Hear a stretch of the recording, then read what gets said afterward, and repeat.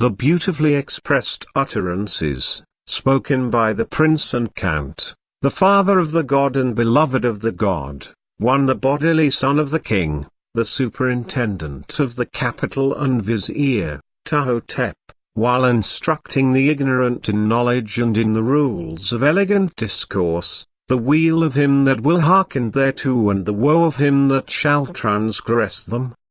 Thou canst learn something from every one. Be not arrogant because of thy knowledge, and have no confidence in that thou art a learned man. Take counsel with the ignorant as with the wise, for the limits of art cannot be reached, and no artist fully possesseth his skill. A good discourse is more hidden than the precious green stone, and yet is it found with slave girls over the millstones.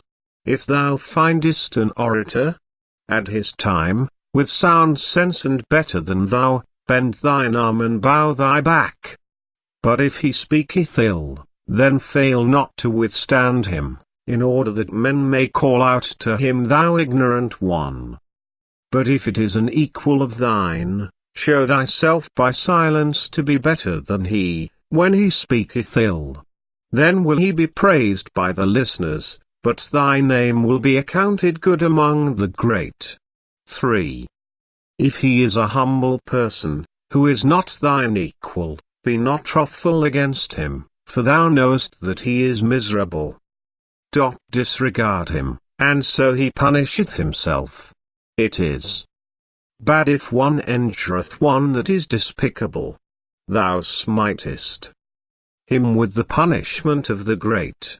Thou wilt get on best in life with the aid of right and truth. If thou art a leader and givest command to the multitude, strive after every excellence, until there be no fault in thy nature. Truth is good and its worth is lasting, and it hath not been disturbed since the day of its Creator, 1. Whereas he that transgresseth its ordinances is punished.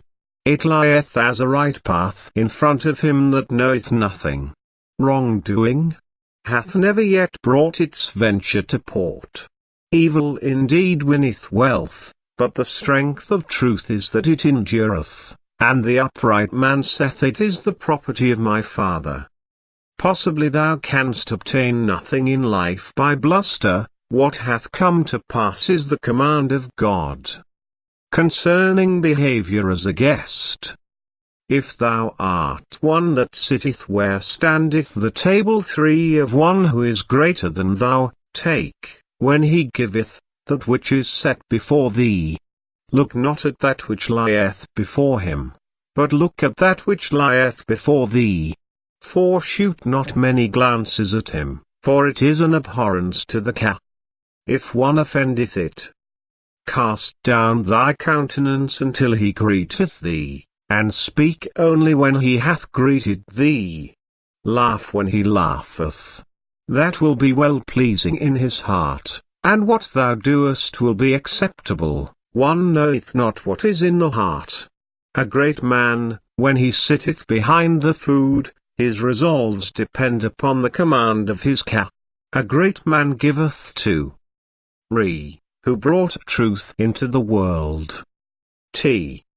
Hat my father brought me up in the ways of truth is the best thing he has bequeathed me. The man that is within reach of him, but the cat stretcheth out the hands for him further. One bread is eaten by the decree of God. Be faithful. The delivering of messages. If thou art one of the trusted ones, whom one great man sendeth to another, act rightly in the matter when he sendeth thee. Thou shalt deliver the message as he saith it. Be not secretive concerning what may be said to thee, and beware of any forgetfulness. Hold fast to the truth and overstep it not, even if thou therewith recountest nothing that is gratifying. Beware also of worsening words, such as might make one great man contemptible to the other through the manner of speech of all men. A great man, an insignificant one. That is what the cat abhorreth. If thou plowest and there is growth in the field and God giveth it thee liberally, satisfy not thy mouth beside thy kindred.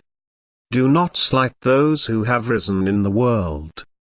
If thou art an humble person and art in the train of a man of repute, one that standeth well with the God, for know thou nothing of his former insignificance. Raise not up thine heart against him on account of what thou knowest about him aforetime. Reverence him in accordance with what hath happened unto him, for wealth cometh not of itself. It is God that createth repute. Permit thyself time for recreation. Follow thine heart. So long as thou livest, and do not more than is said. Diminish not the time in which thou followest.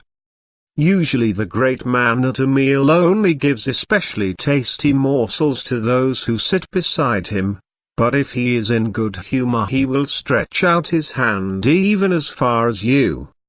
Probably the mention is also made elsewhere of the God who is in man. Do not replace the choice language of your employer by ordinary expressions. It sounds discordant when a great man speaks like a nobody. The king. The heart, for it is an abhorrence to the its time is diminished. In particular a warning sent to be uttered against too much care for thine house.